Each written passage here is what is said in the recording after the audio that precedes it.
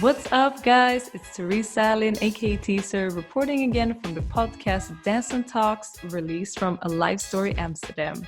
Now, I hope you guys are doing great. The sun is shining here in Amsterdam, and even though we are still a little bit in lockdown, we can now move more and more freely, and I hope it is the same for you.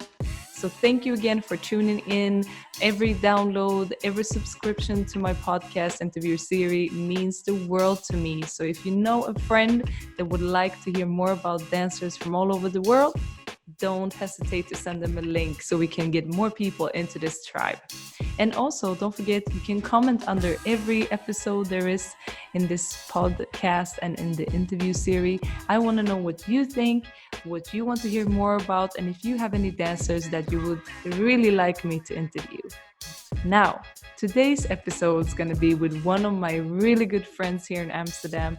She's a teacher within the Afro scene, and her name is Sabrine, aka Sabou.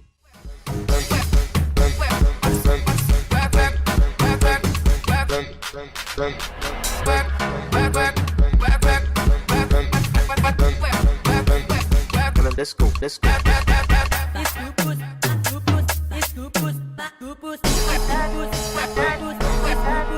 Freestyle.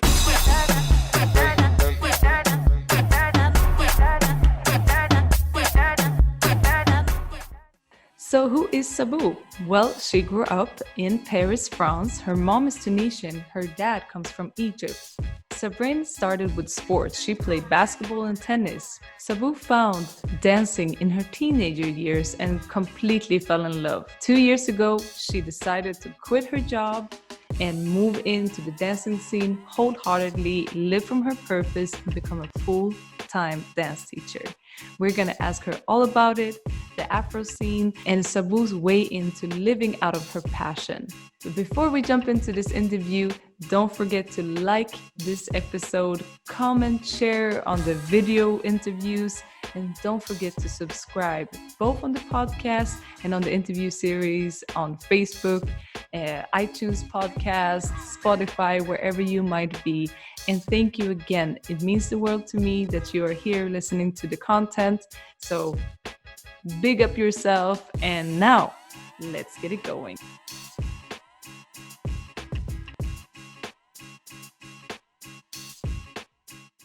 Welcome, Sabou, to this interview. Teaser. Okay, let's just keep it professional. Well, as you guys can see, we are in my living room / kitchen, and we're trying this new setup. So let us know what you think about this. When I have people in Amsterdam, I can have them at home. Yes. Yeah. I usually start from the back. Like, you are a dancer. You're teaching Afro. You're having this online business, but actually, I want you to start from the last gig you had in the real world in Tunisia. Can you just say a little bit what happened in that situation? Tunisia was very special because I'm Tunisian, and it's been 7 years since I haven't set foot in my country. And basically it was for the Afro Vibes festival created by Sabou, and he just wanted to put up a full 3 days weekend in another city of Tunisia, where we were just going to be sharing good vibes around the Afro culture. So basically me and other artists and trainers, we just got together there, and it was like classes after class after classes, which was very, very super, super cool.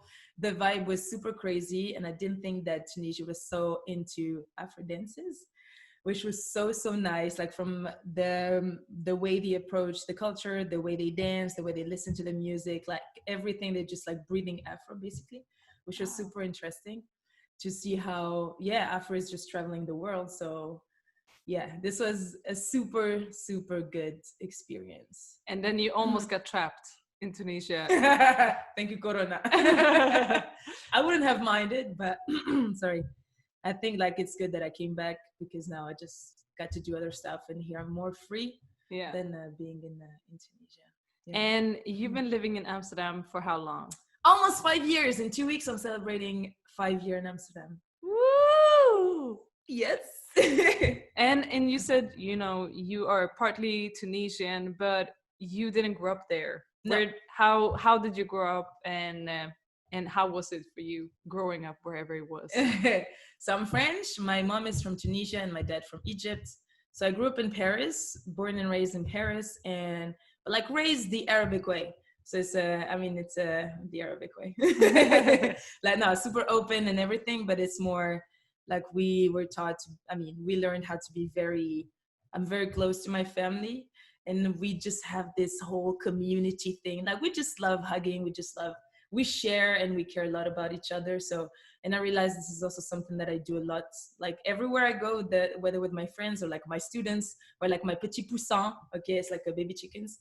But it's just like this whole, sense of community about really caring about one another and not being too individualistic, I guess. Yes. So it's just, I live for this. Like I realize even more with Tunisia that I need this in my life, especially like here in Holland. It's not like it's a different setup. Like Europe for me is always like, it depends on the cultures, of course, but here it feels like we're also into doing our own thing, like a lot of freelancers, of businesses and everything, but we're all doing, let's say, separate things. Like we're never, we are connecting, people are connected and everything, but what I mean is like literally being connected as when you need people, when you need it to be like, how to say this in English, warmth, this is it, warmth.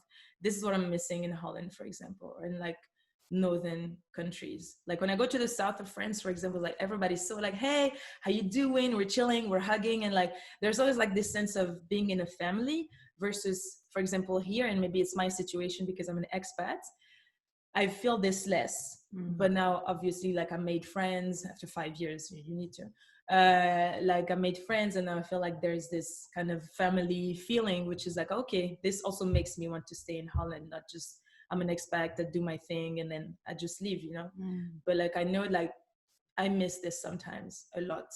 So yeah, but I can definitely say that if you are like ever taking Sabou's classes, which you're all going to do after this interview, you have this warmth in all of what you're doing. You're teaching, like being in your class is like a constant hugging party, and it's like really, it's I really, miss it. I know, we all miss it.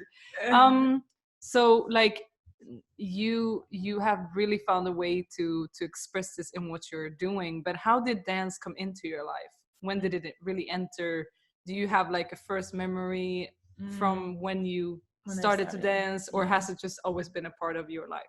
I think it's always been like a part of my life, as in, when you're like a kid and you just watch music videos on YouTube, like especially, okay, I'm gonna say this, Billy Crawford, okay, I was a huge fan of him and like his hip hop videos and everything. You remember like keep on tracking me, and like I used to know this by heart. Oh my God. Okay, I used to know this by heart, and I was always kind of like the life of the party, wherever I was going. Even like crashing my little brother's parties. Okay, I would go there and be like, hey guys, what's up? Like they're younger. He's like a year and a half younger than me, but it's like always like whenever I would come in, it's like, yo, we're gonna dance with Sabrine and stuff. I was like, okay, fine, but I never really took it too serious. Life happens. I never really took it too serious, and I was always like doing some what's it called? Like boy stuff, really, really tomboy. Like I played basketball for 5 years, but I played with the guys. I never played with the girls because girls were like so like taking too many times in like the locker room and everything. Tennis was the same. Always training with the dudes. Like I did that for 7 years. I also did some judo. We say that judo for a year, like hardcore, like not really caring too much. I think I was still like trying to find out about who I am as a person. Like, okay, I'm a lady, I'm a girl, but obviously I hang out a lot with dudes and that kind of stuff. But then dancing was always like, okay, I love music. I love just like, when you're chilling in your living room or like in the bathroom, but it always felt like as a bit of a secretive thing compared to, basketball. I was like, I'm a basketball player, but dancing, I never said I'm a dancer or anything. And then at some point I was like, okay, but let me try something that I really, really want to do. When you're a kid, sometimes your parents just say, hey, try this, and you go for it, and then you like it. But at some point, it's like, I don't want to do this anymore. And I really felt that joy, that passion, that just like, ooh, this, this gets you going. I said, okay, let me just try dance classes. So I told my mom, and then we went to, I don't know if you guys are familiar, but like Mia Frey in Paris is a shit. Like she's the one who basically invented La Macarena, basically. Okay. And like, Oh. I took classes with her for like 4 years. I met my best friend there, and which was really nice because I had no control over my body, my posture, or anything. So these 4 years actually taught me how to, the basics, like in terms of like technique, the foundations, and how to stand straight, how to get my groove, my bounce, and everything. And it was like hip hop. I literally started with hip hop, but it was also a mix between like jazz funk, kind of. So it's like hip hop. Sometimes we would do locking, sometimes we would do a bit of house.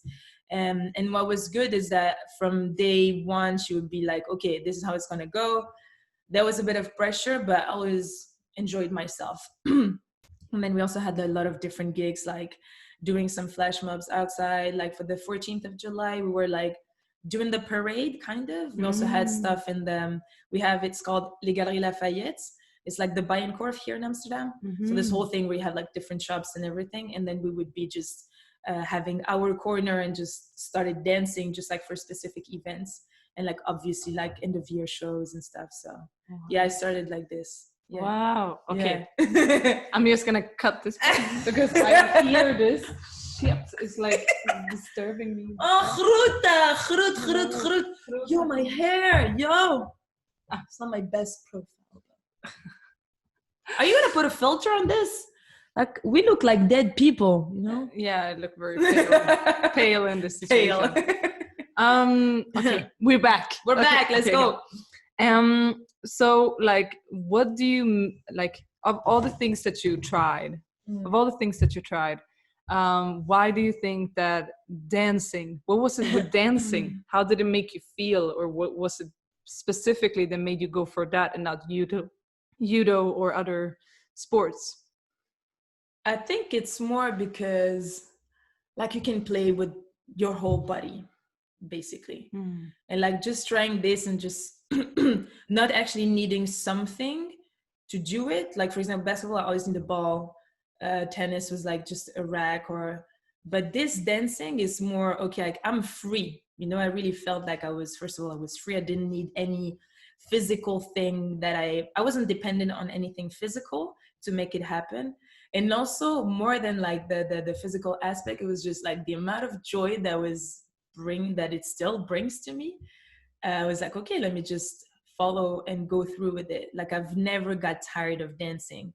On the contrary, like every time I would get the opportunity to, like I would just go for it. And I remember with Mia Frey, like she had different subscriptions, and I think I took like maybe like 2 times per week, and for me it wasn't enough. But obviously, like I was just with my mom, so I also have a brother who was doing stuff and everything. So it's like you also need to balance that. And I wasn't working, I was still young, so it's like, okay, everybody gets their fair share of like having fun, but like for now it is what it is, so you will have to deal with it. It's like, okay, I'm super fine with it, but every time I would just like, I still want to dance, like I really want to dance, so I didn't have this unlimited subscription or whatever. But then I don't know, it just made me, and it still makes me like super free. Like this sense of just freedom and just exploring all the time with your bodies and just like releasing whatever you have is just, this has never left me in terms of like this whole dancing career path, journey, call it whatever you want. Yeah. But yeah. No, that's really interesting. And like you started with jazz funk and those type of styles, but then you also went into the hip hop scene. And was that like, oh, I feel like I'm home now, or did you still feel like all dance styles is my home? I think I followed what I was interested in, like where I was curious, because she was doing jazz funk, but as I told you, she was doing a bit of house as well, but also jazz funk and hip hop, basically. So when I went into it and like seeing like the different styles of hip hop, like locking, popping and stuff, I was like, okay, let me just explore that for a while and let me see where it takes me. So after 4 years with her, I went to the Juste Debout school. This is where I discovered serial steppers, like with house. My God. Capella, je t'aime! Voilà, so the whole fam, Capella, Babson, Mamson. Oh my goodness. These guys, I literally drifted. I took their hip hop classes. Attends, c'est comment il s'appelle? And I was in love with him. Oh my God, I'm so ashamed. But anyways, I was taking his class. He's part of the Serious Steppers crew, but he's also doing hip hop. Mm-hmm. Anyways, I took his classes of hip hop, and then I saw that he was also doing house dance. So after that, I started being like, oh, what is house dance? Like, oh, footwork. And then also the flow of house is like very, it's light, it's bouncy, it's groovy. It's like, it's light. And I love this. Like hip hop is also like, it's cool. Like I really liked it at that time, but then it was like really a bit more structured, which is cool. And I think it was like old school hip hop. So compared to what people are doing now, like maybe, I don't know how they call it, like hip hop from LA, whatever, all this kind of stuff, I'm not really interested in it. But like the old school one was like, ooh, those like old school stuff. New Jack Swing. Where, voilà, this kind of stuff, I loved it. But then when I started seeing the house vibe, I was like, ooh, let me go into it. And then the more I did it, the more I liked it. And the more I was like, okay, I really need to take all of the workshops that I can find. So again, like really invested a lot with the Juste Debout school in terms of like taking house dance classes and trying to attend as many. Yeah, this is where I got to know more about like the dance camps and stuff. Not yet affordable for me, but I was like, okay, one day I'm just gonna make it happen. And yeah, this is where I went into house dance. And from house, I went to dance hall because it was university. At the university, I met a group of like super cool guys from Guadeloupe and Martinique, and they were really into like all this Caribbean islands music. I was like, ooh, what's that? So the more I listened to the music, the more I was like, oh, but what is this? And then I met this guy and we became super close friends. I was in love with him. Yes, I'm in love with everybody anyways. And he was actually a dancehall teacher. So I started taking his classes and I was like, oh, okay, I like that feeling. Because it was a dude, so I didn't know this whole dancehall female part. So I was again into my mode of operation, my personality, being a tomboy. Be like, okay, that's cool. I'm into that vibe as well. It's like, okay, again, exploring a different part of my body, exploring how I can move my body in a different way. And then he asked me to teach because he was having another gig or whatever. I was like, I can't. Anyways, I did for 6 months. Super great experience. And this from there, I was like, I think this could be a nice opportunity, like as a career, but never really gave it a second thought yet, but it was still here. And then from dancehall, still like juggling between dancehall, house, and hip hop, but like with the dominant into like dancehall and house. And then I talk too much. No? Am I talking too much? No, this is a podcast. This is what you're supposed to do. You're good. Then I went to, like, obviously I was studying, guys. I did my studies. I had my master and everything, but still like dancing was taking a lot of time, which was amazing. And then I discovered Afro. I was in Finland, okay? From all the places in the world, I discovered Afro in Finland. Wow. That is amazing. I didn't know Afro existed that much in Finland. But it was like in 2020? It was around 2000. Sorry.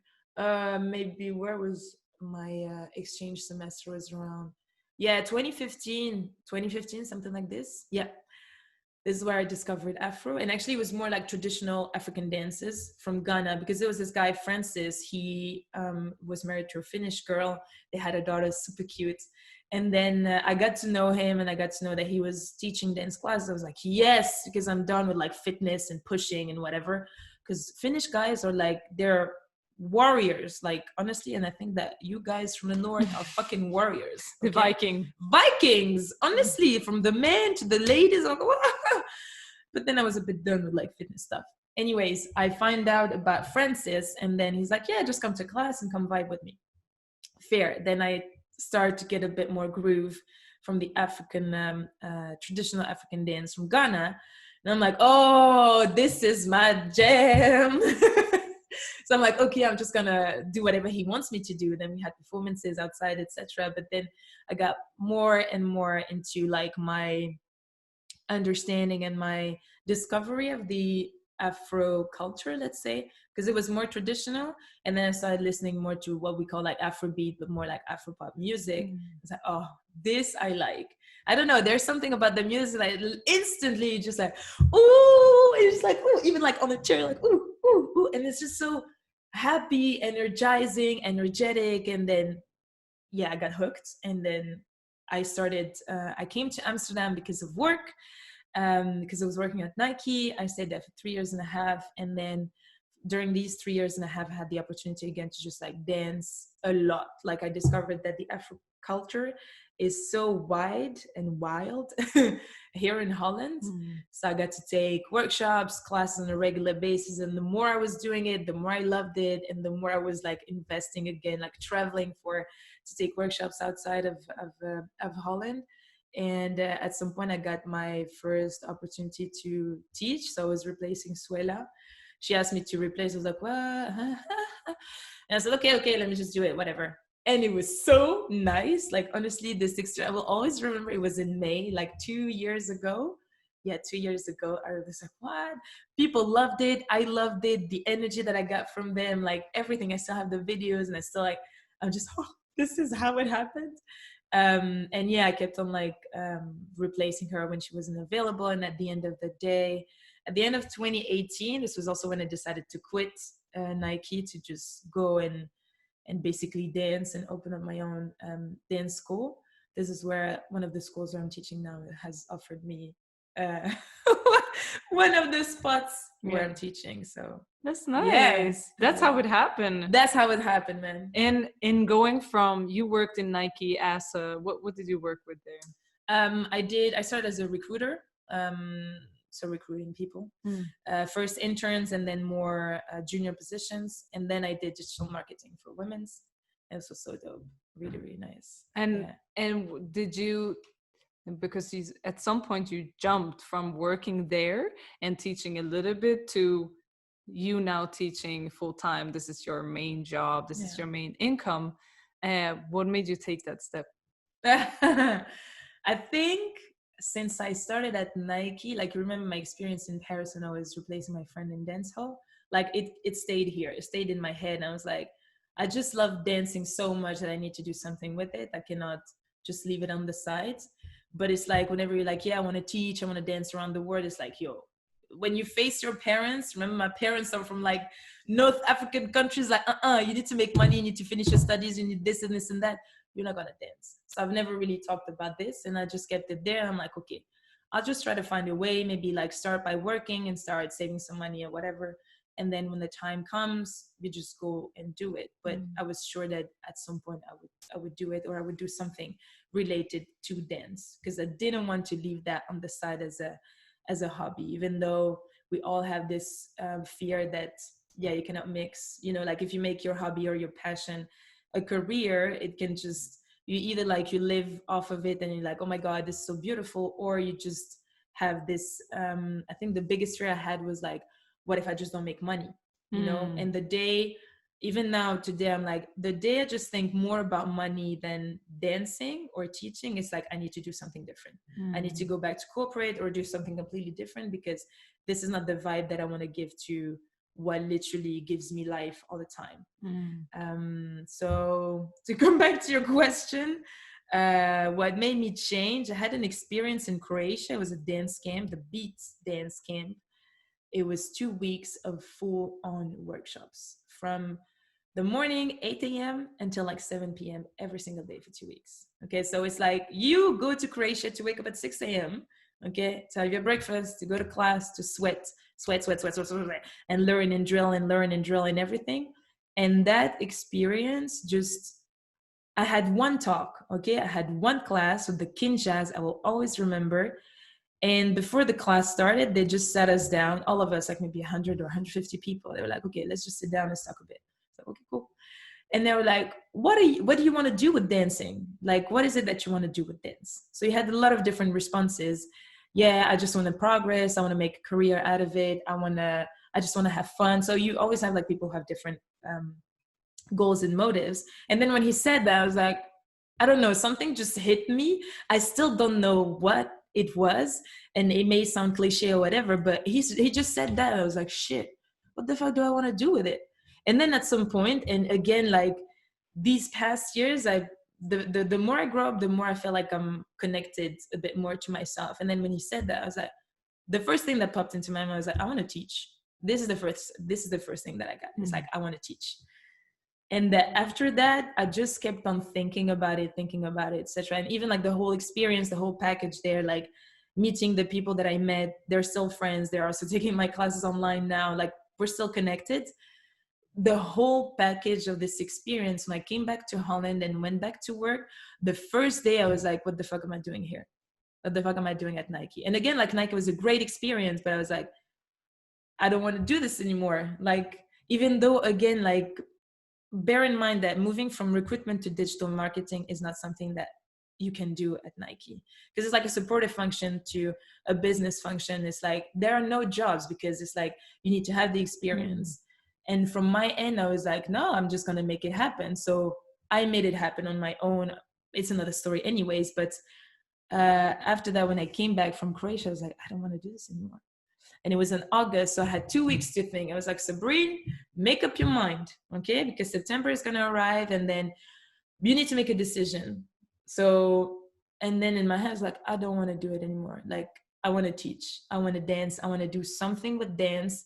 And the desire kept growing and growing and growing, to the point where in October, 25th of October, 2018, I was like, I'm going to resign. And 2nd of November 2018, I just said to my boss, hey, I'm resigning. It was like, what are you going to do? And I said, I'm going to open my own dance school. And you know what he said? He said, it's about time. Wow. He said, it's about time. It's not even like, yo, we're going to miss you or anything. It's like, it was about time. Wow. And then I was like, okay, cool. Like, I mean, I didn't need his approval or anything, but just to see his reaction as well. And also seeing the reaction of my colleagues and everything. A lot of people said, yo, bro, it's about time you just move out of this place. Not again that I wasn't happy at Nike, but my passion and my heart wasn't lying there anymore. So, isn't that funny though, that when we decide to do something from our hearts, from our inner core, it kind of just makes so much more sense. And people will not push you to go there, but once you take the step, they will support you, because that is like the only truth out there. It's really cool. That's it. and like, so that is about, that's less than 2 years ago. It's like 1.5 years ago. But you immediately just went for it. I mean, of course, it takes time to get in classes, because you've been teaching in a lot of different dance schools and whatever. You had to open your company in order to invoice and do all those things. But what have been like your proudest moment on these 1.5 years that you've been doing this now full time? What has been like, do you have a moment where you're like, I'm so proud of myself? Honestly, it's really when I resigned. Like, this triggered everything. This triggered the whole process of, as you said, opening the company and just going full for it, because it's like I took a stand for myself. And honestly, I had nothing. I resigned, but I had nothing. And everybody, like, when I started saying, yo, I'm resigning and everything's like, but what are you going to do? I said, I'm going to open my own dance school. So I'm going to be teaching. And they were like, but you have gigs already. Do you know where you're going to teach? I was like, no, but I will find out. And literally, it was like that moment. It was a Friday, 2nd of November. I resigned. And I remember I called my ex-boyfriend. I said, yo, I resigned. And I called my mom. Then I called my best friend, whatever. And on Saturday, I went out, and I swear to you, it was sunny, and I just saw opportunities everywhere. Wow. Everywhere. There's this place in Amsterdam called Paradijsplein. And I was like, and there was this whole, it's not a building, but it looks like a house. And I was like, shit. And then with my ex-boyfriend, we were just like looking, and she was like, yo, what if I have my school here? Like, I was already like building it, visualizing it, and be like, I'm going to have this place, I don't care. I'm just going to connect with these people. I ended up connecting with them, and it was an arts gallery, whatever. So it didn't really work out. But then when I saw Paradijsplein, I was like, I don't know, everything connected. I was like, we just literally walked around my neighborhood and I saw so many different opportunities. Yeah. A local here, another studio there, another person to talk to here. And I just started connecting with people and collecting numbers and whatever. And then I just went for it. I was like, okay, boom, let's go. Where do you want to teach? Start looking on maps, start looking in this kind of school, do this, do that, and etc. It's just like this whole process of like standing up for myself and be like, Sabrine, now you don't have a choice. You did that, you go for it. And I was so happy and so excited because I was like, I'm gonna make it happen. I don't know how, but I'm gonna make it happen. And in the span of 2 months, and again, I'm super proud, and it's not ego, guys, but I'm so proud of what I did in those 2 months. I was like, okay, nobody really knows me here, okay, apart from the one of the schools where I was teaching, because I was replacing Suela and everything. And funny thing is, a few days after I resigned, they connected with me, they sent me an email. They were like, hey, by the way, we're very happy to tell you that we have a spot for you. You're going to be teaching at that time, starting January. I was like, what? Okay, cool. That's one class. Then I went to, of course, connecting with other dance schools, and some people already had their teachers and everything. I was like, it's fine. Now they know me, we can still get in touch, etc., etc. So make like a good pool of like candidates, like schools and everything. And then I went and just like, you just like hard, cold call. I don't know how we say this, but basically I was like so determined. I was like, no, I'm going to make it happen. By January, I'm going to be teaching. And by January, I was teaching in 2 different schools, and I had 3 classes with them. And I was renting my own studio where I did 3 other classes, and I had a part-time job. And I was like, yo, look what you did in 2 months. Look what you did in 2 months. What if like you had a lifetime? And this was like my whole mindset. And even my mom was like, yeah, take your time. Just start in February. You can stay home like in Paris for January. I'm like, nobody has time. I don't want to wait. I'm just going to do this. And I had to move. Okay. I had to move from my house and just find another house. I'm like, it's going to happen. Whatever that is going to happen, because I was so sure of my decision. And I was so listening to what was happening in my heart that I was like, it's going to happen. Regardless of the amount of time that it takes, or regardless of like the challenges or whatever, it's just going to happen. And by January, I started already like my part-time job, teaching 6 classes per week. And I found a new place where I was supposed to live.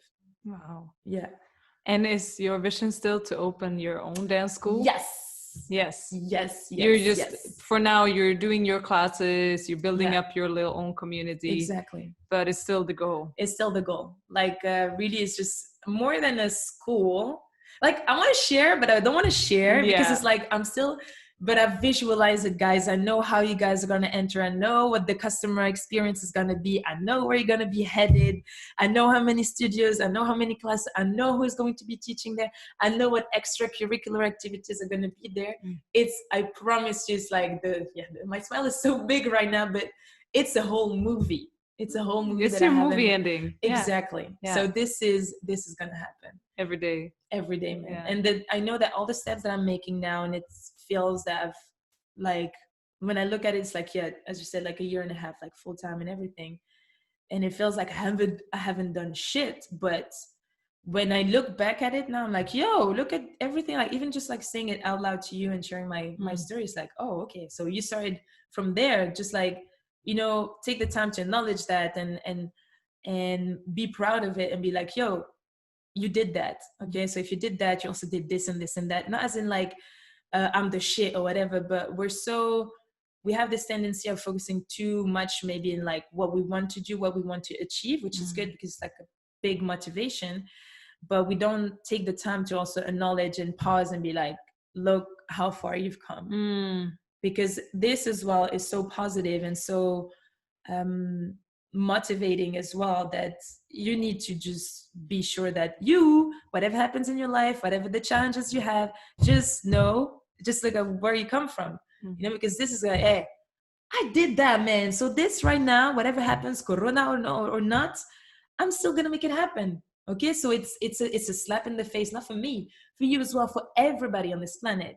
But just be mindful that whatever happens is gonna happen. Whatever you have in mind is just gonna happen. Find another way. And right now we're all finding another way. Like, you just look at you're like, so following your passion as well. You're like, you know what? I'm just gonna Interview people. Let's go. I want to interview people. I want to share their stories, because their stories is going to be part of my A life story experience. It just makes sense. So it's just like really connecting different dots to your big fat ass star, basically. And sometimes feels like we're a bit lost, and we're like, what am I doing? Is it like in line with what my North Star is? Is it still like in the same, direction? Sometimes yes, which is good.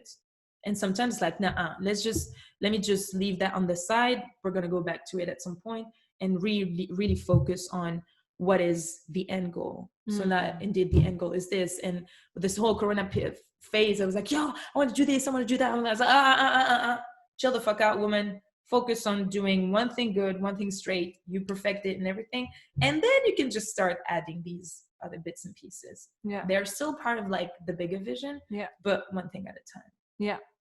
And I mean, being a dancer, being a dance teacher, you have to promote online, and you're constantly in a comparison with a lot of other dancers, and like Afro, like the so Afro many people. there's so many people over the world doing it, and it's like a popular style. The kids are like, it's trendy with it now. What's your secret to keep yourself sane? Because me included, have gone through periods where I compare myself so much to other dancers that it affects my self-confidence. What is your secret? I'm like you, Titi Chérie. I'm just like you. I think it's very human anyways to just compare ourselves, be like, oh my God, but she's doing this and I'm not doing it, or maybe I should do that. Blah, blah, blah. I think the main thing for me that works best is, first of all, get the fuck out of social media, because this is a trap in a way. Of course, it's like, it gives you like a lot of inspiration and everything, but when you look at it, just look at it as like, yo, that's mad. What she's doing is mad. And even if like it gives you inspiration, and if you want to do something that is similar, or you had an idea that was similar, you can still do it, because at the end of the day, there's still space for everyone to be whoever they want to be. So, okay, I'm doing Afro, you're doing dancehall, XYZ are doing dancehall, but you're doing it in a very different way than XYZ. I'm doing Afro from a different perspective than XYZ, etc. It's my way of interpreting the Afro culture. It's my way of teaching it. It's my way of dancing it. So people will like it, people want, and that's actually kind of like none of my business. But as long as I remain, true to who I am and what I stand for with my dance, with the way I express myself, the way I teach, then that's it. Like, you don't have to. You don't have to. It's like, it's hard. It's easier said than done not to compare ourselves to people. But it's more like, okay, that's good. Like, acknowledging that what they're doing is good, but that you're also super good in what you're doing as well. Like, everybody is enough. And it starts really with this, like saying, you know what, fuck this shit. I am enough. I am enough in what I'm doing. I am enough in teaching and dancing Afro. And trust me, like I'm white. Okay, guys, I'm white, but I'm African. Okay, sometimes I have these conversations with myself. It's like, yo, I'm legit in what I'm doing, because I'm also like respecting the culture, etc., etc. It's another topic, but I tend to diverge a lot. That's okay. But what I'm saying is, really stay true to who you are. Stay true, really, like, to your authenticity. Don't try to copy people or do the same thing as they do, because they do it in a different way. And the way you do it is like your unique selling point. It's what makes you unique. It's what makes you you, what makes you different from anybody else. So keep that. If, for example, you're screaming and during your dance classes, or like you're going big, or like your dancing is like big or aggressive or whatever, keep that. This is you, and that's it, period. Nobody should judge it, or like, it's not anybody's business. So it's just more like remaining centered, and like staying really, really true to who you are, and doing things from your heart. Because I know, like, with this whole FOMO and everything, like, oh my God, people are doing this and I'm not doing it. It's like, okay, fine, they're doing it, cool. Maybe I will do it later, or maybe I will do something completely different. Why should I need to follow the trend, or why should I be doing this because she's doing that? You don't have to, you don't need to. You just need to be and stay true to who you are. Oh. Applause. And like I also feel like that is the vibe that you're giving out in your classes, because in some classes, for people who take a lot of dance classes, you go in and you feel like it's a fashion competition. You're just realizing that bruh. I don't have the right fanny pack, I don't really have the right I don't have the brand, glasses. I I don't don't have I the didn't jogging, the sweatpants. I don't have the whatever. right makeup. Like, you know, there's just so much to that you suddenly become aware of. Yeah. And when I walk into your classes, I mean, it just seems like nobody cares. Yeah. And I feel like that is a very unique thing, because in today's society we are all very aware of how we look like, and also because dance became very like mainstream with, you know, Adidas and Nike, and like they're really like trying to promote that these are the things you're gonna wear. Yeah. Whereas I walk into your classes and people are literally showing up in a t-shirt, in a pair of leggings, or, you know, soft pants, and they don't really care. Is is that what you want the students to feel like, or what is your what is it that you want to give to your students compared to maybe other classes? I think like a safe space where they're like comfortable to be whoever the fuck they want to be. So if today you decide to show up at like a pum pum short and like with a crop top or whatever, be it. Come to class like this. I have this one girl, like she has a, no, she's gonna recognize herself.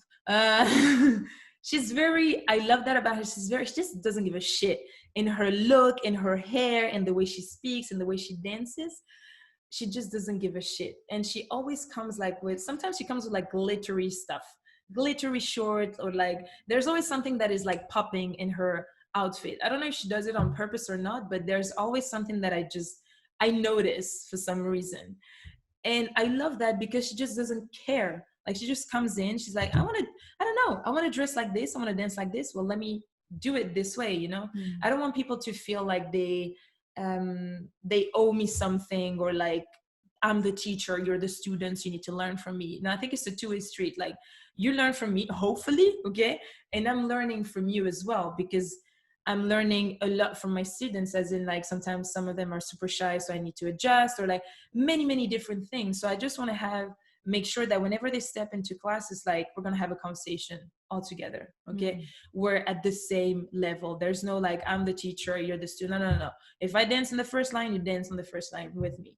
There's no like, we're at the end of the day, we're human beings and we share the same passion or hobby or whatever. You come to class because you want to enjoy, you want to make new friends, you want to listen to your music, you want to learn a choreo, you want to learn a step, you want to learn the culture, whatever that is you're coming to class for.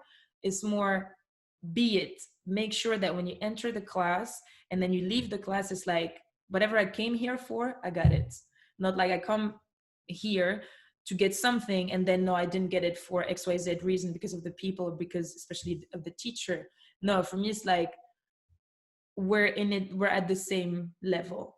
Like if, and honestly, when I go to class, I dress like shit. Like for me, dancing is about being comfortable in your sweaty. Exactly, in sweating, and that's it. Like you will see me at the end of, you know, that you will see me at the end of the class, my shirt is like dripping with sweat. Like sometimes my pants are dripping with sweat. Yes, it happens. But it's more like I own it, because the effort was here. I just own myself. So when you enter in class, like own yourself, own your personality, own your body, own the way you dance, own your moves, own everything. Okay, you're juicy, guys. Women, ladies, and gentlemen, everybody's just effing juicy. Okay, so just come to class and be like, you're here to just shake something and be like, I'm here to do me anyways. You're not here to show off. You're not here. There's a time to show off. There's a time for performance. There's a time for everything. But as a teacher, you're here to give something to your students. You're not here to show off or perform or whatever. It's like, I'm here for my students. Me is like, my students are first and I'm the second. That's it. It's not the other way around. So I will push my students. That's true. I will challenge them. I will put them forefront and do the routine over and over again. But it's about them. It's not about me. So it's more like, yeah, just like my house, actually. Just come to my house. You be whoever you want to be. Open the fridge. Go to the bathroom. Take a shit. I don't care. Whatever you want to do, just do it. You have 1.5 hours to be completely yourself. because I know how, as you said, like society sometimes we're so pressured, like also with social media and everything. Like, why? Sometimes I'm like, why do we do that? Why do we care so much about how we're dressed or how we look or how people are going to look at us if we do this or if we say this? Like, who cares at the end of the day? We don't have time to just to focus on this. Like, we don't have time. No. So put that energy into like dancing it off, into like being who you are meant to be, who you want to be, and that's it. And now with COVID-19, you really have literally taken people to your home because Yeah. you're teaching online. So Yes. they are in your bedroom every week. And how do you feel like, you were one of the teachers that I know that took the online teaching quite fast. You were like, okay, I'm just going to figure this out. I'm going to do it on Zoom. Yeah. People are buying the subscription. They can dance with me, blah, blah, blah. Yeah. How has it been for you to transfer that? Because you are a very energetic teacher. You are a very like physical dancer, touching Yeah, all we're the touching, time. guys. What I gotta do? No, but you are a very touchy person, but also you feed off with energy. So how has that transition been for you, teaching now full-time online? Hard. The first times it was really hard because I think it was also like a context situation, because I came back from Tunisia where I had the week of just sharing so much with everybody and being so connected with everybody on so many different levels. Sometimes like when I say physical, it's just dance, guys, okay? And also like no misunderstandings. No misunderstandings, okay? Like physical and also psychological, kind of, because I had so many interesting conversations with people there. So it was full. Plus the fact that I haven't been there for 7 years, and just going back there brought so many memories that I swear to you, for 3 weeks on and off, I would just cry. Everybody who would ask me, how's Tunisia? I'd be like, it was so great. And then blah, blah, blah, blah, blah. So this plus that, I think the first month was really, really hard. So I started with the Instagram live just to, hey guys, I'm out there, just come and vibe with me, just to test the waters. And at some point I was like, yeah, free stuff is good, but it's not gonna pay off my bills. And also like I was moving out of houses, so it's also like a lot of additional costs and everything. So I was like, okay, let me just try something. We're gonna just maybe start with like 2 classes online and we see the level of response. And literally I woke up on a Monday, I put up a flyer for my ass, and then I just go out there. Okay, just go out there, you see whatever happens. Because honestly, dancing again just brings me so much joy, and I miss just sharing this with people, that I was like, do it for this reason. Of course, like you always have the money piece from that perspective, because Corona and whatever, we don't have a job as freelancers and everything. But my first my first motive was to keep on sharing the vibe, keep on sharing good energy, because I know it's a tough situation for everybody. And I know, like, when you receive videos from people you barely know on Instagram, like, yo, your class was so nice. The level of support during these free classes on Instagram was insane, from people all over the world. It's like, what the fuck, it's just like 1 hour. I didn't see anybody, but people were sending me their videos, they were tagging and everything. I was like, I love this, to the point I would read messages and I would cry because of the amount of support. And I was like, shit, like, look at how much you can do, And again, it's not from an ego perspective, but it's more like you're impacting in a way, you're helping people with, like, even if it's just like 1 hour of your time, you're just bringing some good vibes to people. So let's just keep on doing that. So I did the flyer and whatever, and my classes were supposed to start on Wednesday and Friday. I think by Wednesday, I had already like 15 students signed up. I was like, yeah, let's go, And for the first month in April, I was so happy. Like, I didn't expect anything, to be honest. I didn't expect a lot, because I know people are struggling with money and stuff. I said, if I even have 10 students, just like keep on sharing and just see people dancing and moving, having their dose of happiness, and just trying to help in any kind of way, I will do it. But then at the end of like April, we were already like 40 students, and I was like, well, okay, this worked out. So I continued in May, and May now have even more students than this. So it's like, this is good. It's like we still keep on like sharing something. And I say this because to whomever is watching, listening, whatever you have as like a hobby, a passion, a talent, whatever that is, just put it out there. Okay, really put it out there. Don't ask yourself too many questions. If you're interested in something, go fucking do it. And don't be like, yeah, but what if like people are doing it? Yes, of course, a lot of people are dancing, a lot of people are teaching, a lot of people are doing podcasts and videos and whatever.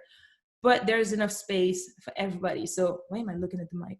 It feels like everybody's here.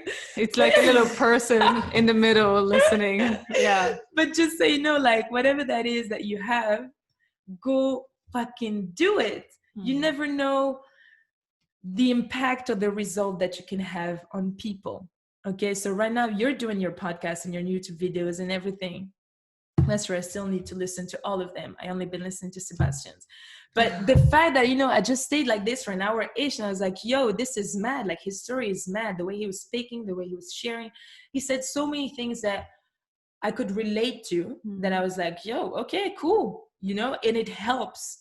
In some kind of way, it helps. Sometimes it's going to be a physical help, sometimes a mental help, sometimes a psychological help, sometimes a financial help. We don't know. But whatever you have in you, just put it out there. Don't be selfish, okay?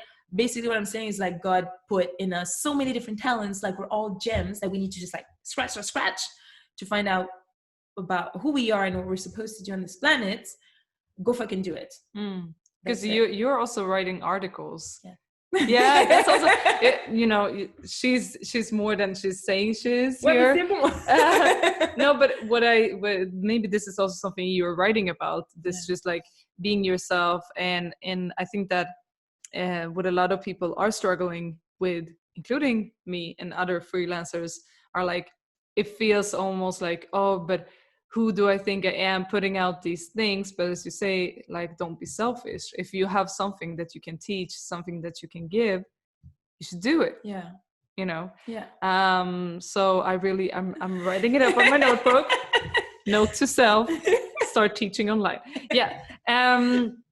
No, but this is one way of sharing, just by talking and telling stories. I think this is one way of sharing knowledge of what we're doing and why we're doing it. Yeah. And talking about that, I posted on Facebook, hi guys, what would you like to ask an Afro dancer? And I actually got some replies.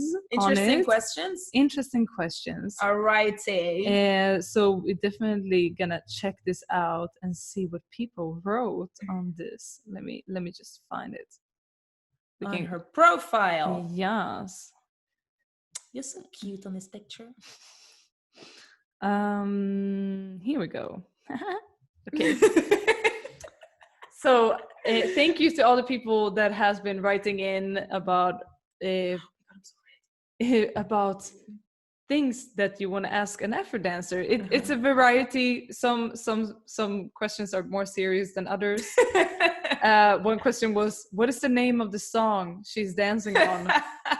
Which is well, right now she's not dancing at all, but he sent it his favorite song, so I will share it with you. Nice.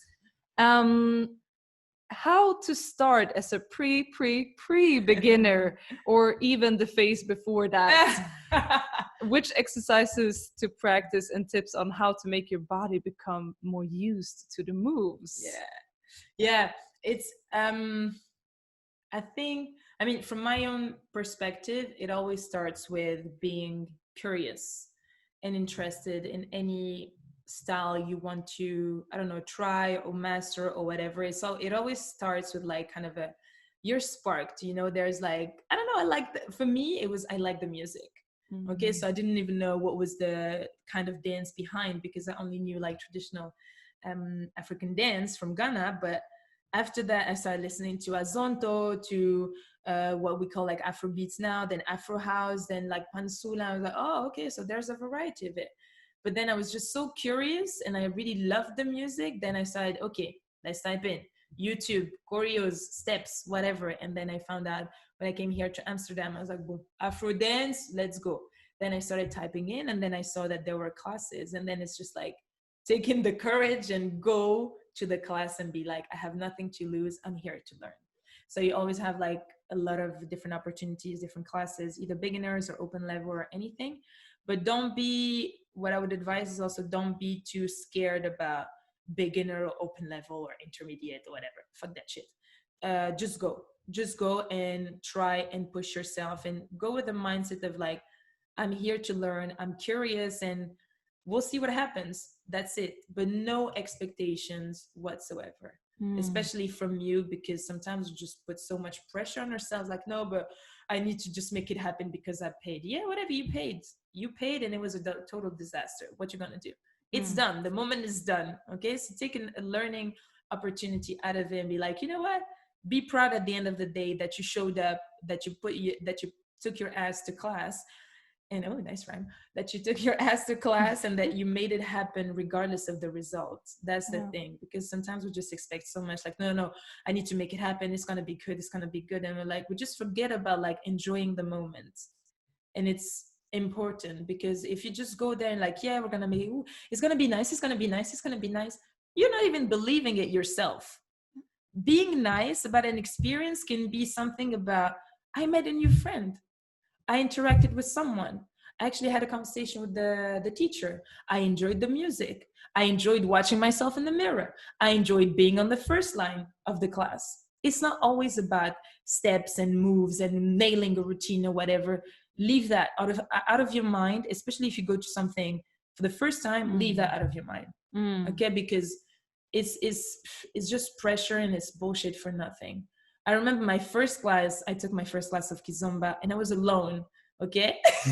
First of all, Chamallow, if you listen to this is how my experience went like 2 years ago. I went to Castle, free tryouts. Okay. And the class was filled with people who knew already how to dance. And I was like, bon, Sabrine, c'est parti. Take your shoulders out. Own it. Okay. You came here alone. Own it. You came for a free class. Own it. You don't know what Kizomba is. Own it. You're here to discover and to know what the class is. And I just looked like a few videos. I was like, bon, okay, looks like salsa. No. Zéro poubelle, tu sors. It's not salsa. Okay. I'm sorry for all my Kizomba lovers. Now I know. But I went there, and at the end of it, I was like, it was cool. You know, I didn't even have like, oh, I was so excited. It was like, oh, it was shit. No, it was cool, because what? It was different from what I used to know. And I got out of my comfort zone. This is a big sentence, whatever, but it's like, I did it, you know? So at the end of the day, I was proud that I actually did it. Not only did I go alone, but I also like, I didn't know no one. I was like, okay, let's try. And I followed through. I was literally present in the moment for every single step of the class. When he was saying partner up, pair up, or like change, switch, or be the man or whatever, I even tried both sides, leader and being led. Okay. For first time. Total disaster anyways. But at least I tried. At the end of it, I was like, okay, I might not come back. And now I'm coming back because I actually like it. But I went there and I was like, be proud of that. Yeah. So that would be my advice. Yeah. All right. Next question. Yeah, this is a little bit about the same, but this is it's a guy or a girl here that is asking 3 questions. The first one is, what are 3, 4, 5 basic exercises that you often build a strong foundation in Afro? Do you like when you're training Afro, is there certain exercises that you use? Yeah. Basically, because I know like a lot of us are doing different styles, and sometimes obviously you have like new people. So it's kind of like, yeah, as you said, the first questions, and I think I didn't totally fully respond to that first question, but like Afro is really more grounded to the floor. So for example, if you come from hip hop, it might be a bit challenging because hip hop we're a bit up, for example. Like if we come from dancehall, it's going to be a bit easier because we're already like, you know, the pelvis is up. So we're already like kind of grounded to the floor. So what I would say is like really start with those kind of steps. And what I mean by being grounded and kind of like slowly working our way up to it is like, there are a few steps that come to mind. Like I have shoki. I mean, maybe you won't see it. I don't know. I can do it at any point. So you have shoki. What I'm thinking is also banzello, where it's like we're literally grounded, like on our knees. It's not really traditional or anything, but it's like I'm feeling that the energy is coming from the floor. You know, it's like more here, okay? And also an important thing that I like to do is working a lot on the bounce and on the groove, because when I was coming from hip hop to dancehall, for example, the transition was a bit hard because I was always up and dancehall is like a bit down. So it's like working my way through being more grounded and always keeping my groove. And what I mean by groove is like, you know, when you listen to music, it's like, ooh, ti, ti, ti. Like, you're just like, you're bouncing basically. You're like here, okay? So keeping that even when you do Afro. Like, we see a lot of video where they like footwork and whatever, and it's so fast. But if you look closely, they're always like, they're still like groovy and bouncing and light and flowy, you know? Like when you listen to the music, it's never really too hard unless you listen to some Afro house or whatever. But even with Afro house, you always have this light feeling. Yeah. So coming from the ground, I would advise these, what's it called? These steps. If I think of the footwork, I would go through Poco and anything related to Afro house dance style, like Sangra, Yogo, like we did yesterday. Oh my God, I literally shit this step. We did it so much. What else? Yeah, Poco is really, really a great exercise because you're still on the floor, you're still grounded, but it's like a lot of footwork, and I fucking love footwork. If I think of again the hips, I would advise a few movements like waistline movements, and you can find that a lot within Dombolo style. I don't know the names of Dombolo, I'm very sorry. Not yet my area of expertise, but this would definitely help you to just like not dismantle, but like be a bit more free with your hips, because we use that a lot within Afro. So yeah, what did I say? Footwork, waistline. Yeah, for now, those are the ones that I would just recommend. That's great. Yeah. Before we get back into the interview with Sabrine, aka Sabou, we want to give a shout out to Castle of Dance, the dance school where both me and Sabou teaches together with Malcolm, Shamalo, and Mirte. This dance school is like many other dance schools affected by the corona crisis, and if you want to help, you can go into GoFoundMe and go into Help Castle of Dance Conquer the Corona Crisis and donate whatever you have to save another dance school. Before we get back into the interview, thank you so much for your care, and now let's get back to the interview with Sabou. Welcome back to part 2 of this interview with Sabou. Sabou, Sabou, Sabou, Sabou. Okay, so where were we? We were asking questions that people had given you from the internet. And one of the questions was, can non-Africans teach Afro dances, and when, why, or why not? What is your opinion about that? When, why not? I don't know personally any non-African teaching Afro.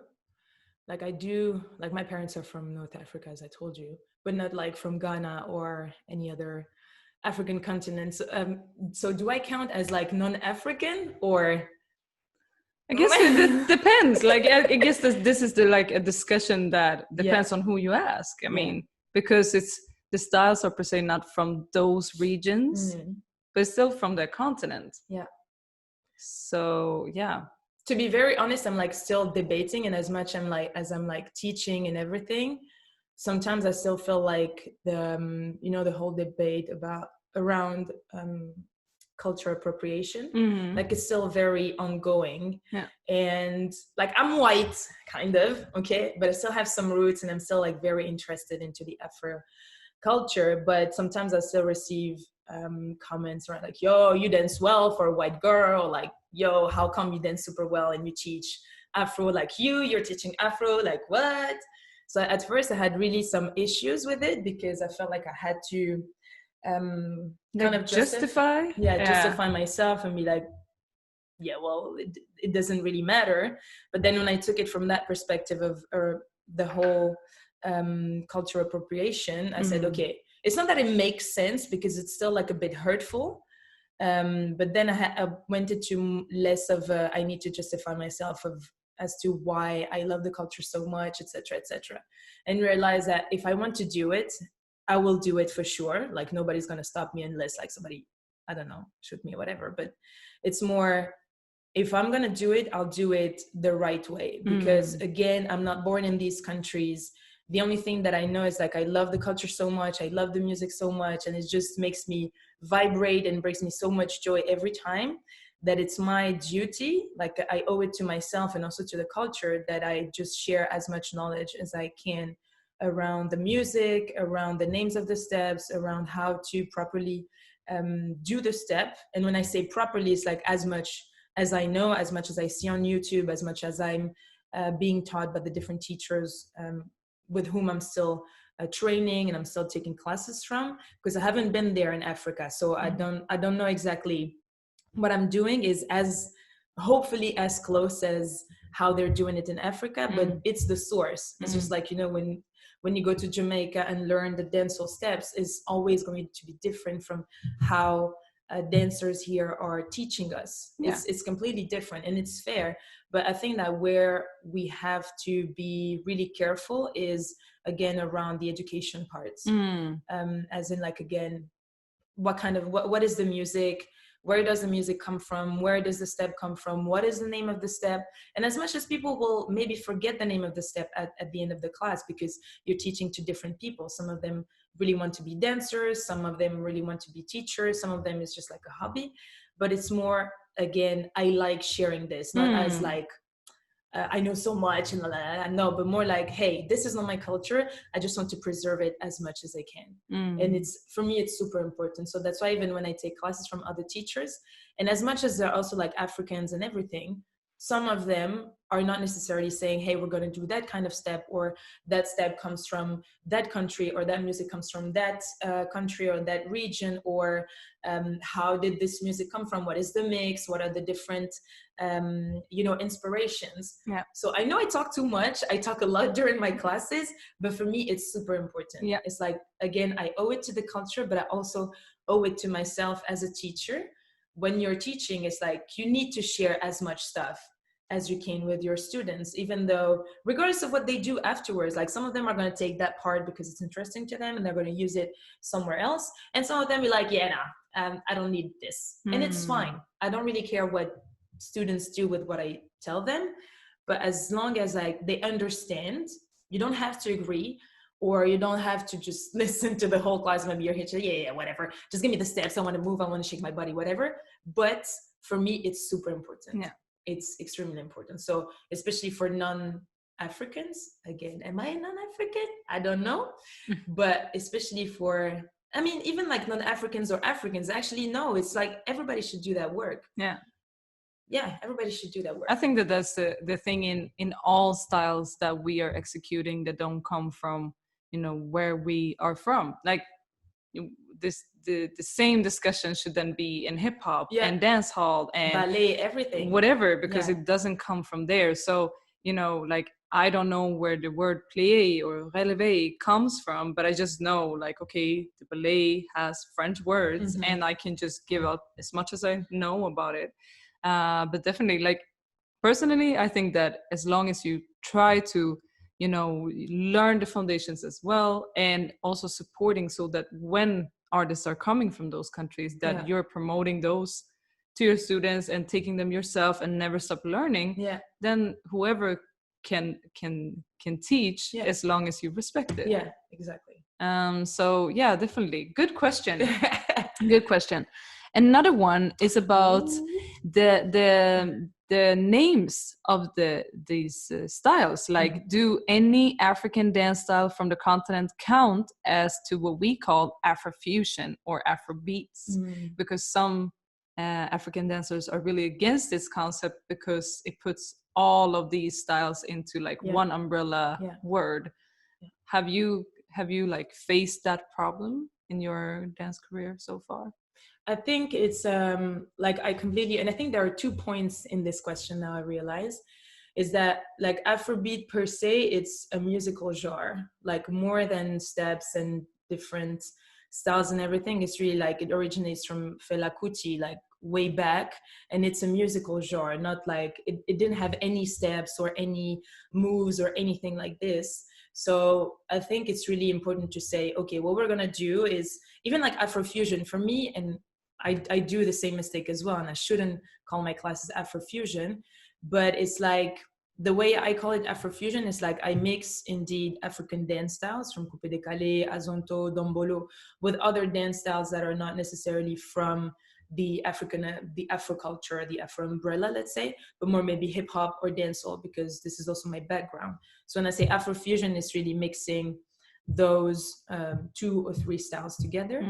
But yeah, indeed, regarding that question, the second point is also to say we should definitely say whatever we're doing, whatever steps that we learn or teach, we should always be mindful of like, oh, okay, this is coupe décalé, this is dombolo, this is azonto, this is this and this and that, so people also know what kind of style. And because of course the steps are going to be different, the energy is going to be different, the music is also going to be different, the intention, the story that's behind those steps in this music is also going to be different, even though like we're still a bit grounded and everything.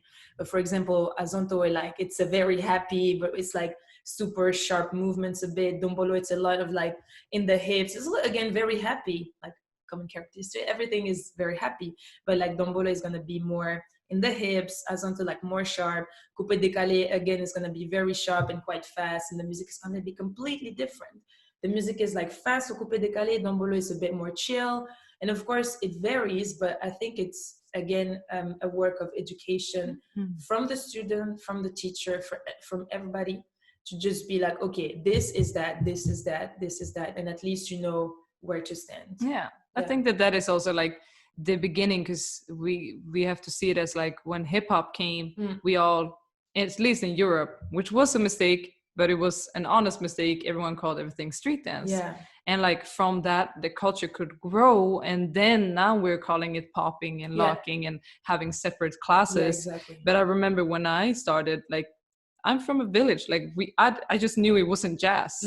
That's all I knew. Like I didn't know that breakdance was something separate from popping. And it's, I think the information will always come afterwards, and like the knowledge about all the differences, the music styles, the understanding of the possibility to bring teachers from all these different styles is what's gonna make it more clear. But for now, since it's like still a young thing, it wasn't many years ago since the first Afrobeats or Afrofusion class, 2012, like this, that so really boomed. So do you think then my next question would be like, what do you think the future will look like for all these styles that now are like put together in one umbrella? Do you think that it will be like separate classes in the future or separate events, or do you still think it will all stay together?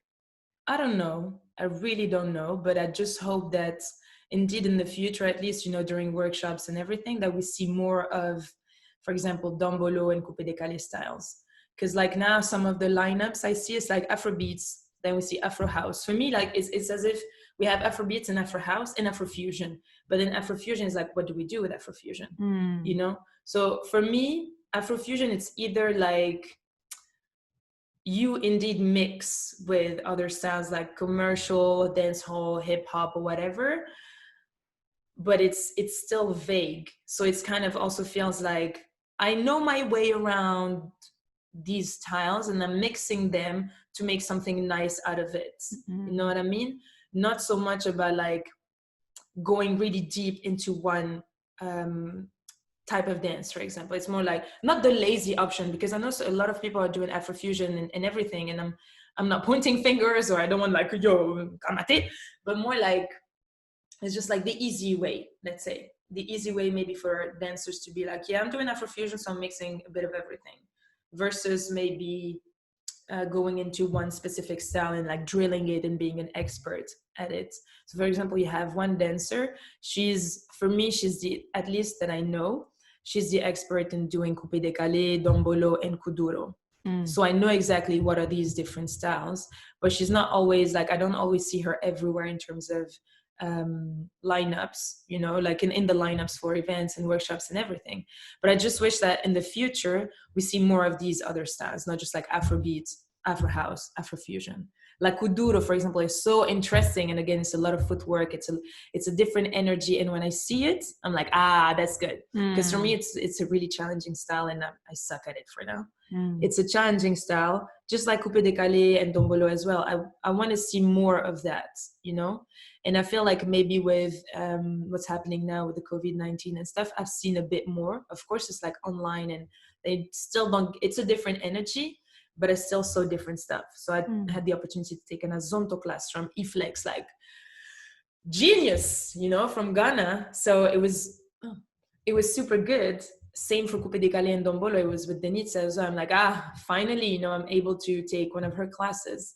So it's more making sure that we have that differentiation, but also that it's shown during events worldwide. Yeah. That's so cool. Yeah, I think, this might answer. Just hope that we see a bit of also other dances, just like traditional Sabar, etc. You know, this is so beautiful. And I have one friend, she's also Senegalese, and she's based in the US, and she's now teaching online because of the situation. I'm like, that's mad. What if just one day we organize that big fat ass workshop for 3 or 4 days or a week, we don't know, and then we see all of the different African dance styles, from traditional to like more modern, and you see what's the connection, which style got inspired from which other style, and how you can just combine them, and how also from a physical perspective you'll be able to be like, okay, so I know how my body reacts to Afrobeats, but how is my body reacting to Sabar, you know, more traditional dances, how I'm going to dance that, how I'm going to feel that. It's just also from a physical perspective, like exploring a bit more what you're able to do with your body. And as a dancer, I think it's fucking amazing. Like we need to do this, not just, of course, be an expert maybe in a style so that you're kind of known for what you're doing, but also be more comment dire, versatile. I love this word, I wanted to use it. So versatile. Gonna tattoo that word. Be more versatile. Yes. No, but it's nice. I feel like there's a bright future. For real. And I see also like possibilities of more collaborations where like, you know, how in the hip hop scene you already have like established a battle community, whereas I feel like Afro is also doing that now with Afro House and Kuduro and all that. But it would be so cool to see like those worlds merge, because the same thing there. Now you can see like also house has like these similarities with these African styles, or house, you know, that these grooves in I don't know, like funk or whatever, can you find similarities? And it would be so cool. Yeah, actually between hip hop and Afro you have a lot. Yeah, that's for sure. Like the steps from Afro house, like there was one utoke, and it was the doogie, you know, when you do this tiki ti ti ti tiki ti ti ti ti. Then with Afro house it's like more low, you know, that ti ti ti ti ti. Yeah. For the people who don't see this but just listening to the podcast, they're gonna be like, what's going on? What the fuck is happening in this home studio? No, but for real, like I think that we could sit here the whole day and talk about different things. I know. But you know, I kind of want to wrap it up with like, where are you? You know, you have this vision of the dance school, you're going to continue your classes, you are teaching online, but now you're also teaching outdoors. Yes. So for the people in Amsterdam, don't forget, check out Saturday outdoor classes. Fun. Finally. Amen, man. Finally. Oh my goodness, I was on such a high the whole Saturday last week. I was like, It was amazing. Honestly, from the sun, from the everything, the scenery, the people, we were not like a big group, and it was just amazing. Honestly, just you guys made my whole Saturday. And if you can't be in Amsterdam, check out the videos on the Instagram. Sabou __. Yes, we're gonna link everything. Such a hype man. So hyped. No, but I want to give you the mic and like kind of say what do you want to say for the people out there? Is there anyone you want to like shout out, or what do you want to give these people in the audience? What I want to give, I want to give you my love, guys. Honestly, not I mean, one of the few things that I always like to share is just whatever you do, go do it big. Okay, do it big with like your heart, and don't be scared. Okay, there is enough space for everybody to do whatever the F they want to do, and just be as authentic and genuine as possible. So really find out about what it is that makes you tickle, that makes you vibrate, that makes you like, ooh, you know, these feelings like, oh la la, c'est ça, you know?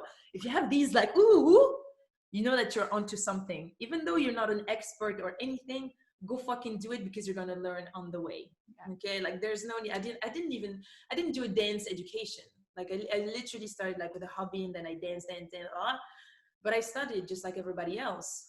And I was at that, I wanted to teach. In my head, I was like, no, I want to teach, period. And now I'm teaching. And of course, I'm still learning, and I'm never going to stop learning. So yeah, my only thing is really go do and be whoever you want to be, and do it from a place of love and from a place of sharing, because God put so much in you that you have this whole lifetime to just find out, you know. And I think it's very exciting to be like scratching, like, oh, I can do this, oh, I can do that, oh, I like doing this, oh, I don't like to do that.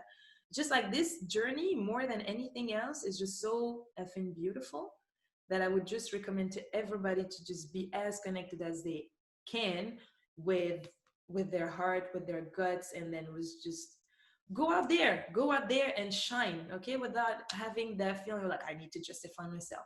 Who the fuck cares? People, if you do, they won't be happy. If you don't, they won't be happy either way. So liberate yourself and go do whatever the fuck you want with your heart. Preach. Sabou, aka the teacher, the preacher. Oh yeah. No, but for real, like, thank you so much. Merci. Thank you so much. Thank you. Corona Casanova. Yeah. As you see, this is a lot. And you know what? I'm gonna announce this now. So, guys, if you think that we should meet up again, which we obviously will, we're gonna have like a bonus time with Sabou. But I want to hear what you guys would like us to discuss. So we're gonna create a bonus episode where me and Sabou will discuss one topic, and where you can send in your stories about a specific topic. Yeah. And we can also share, and we promise to be honest with you.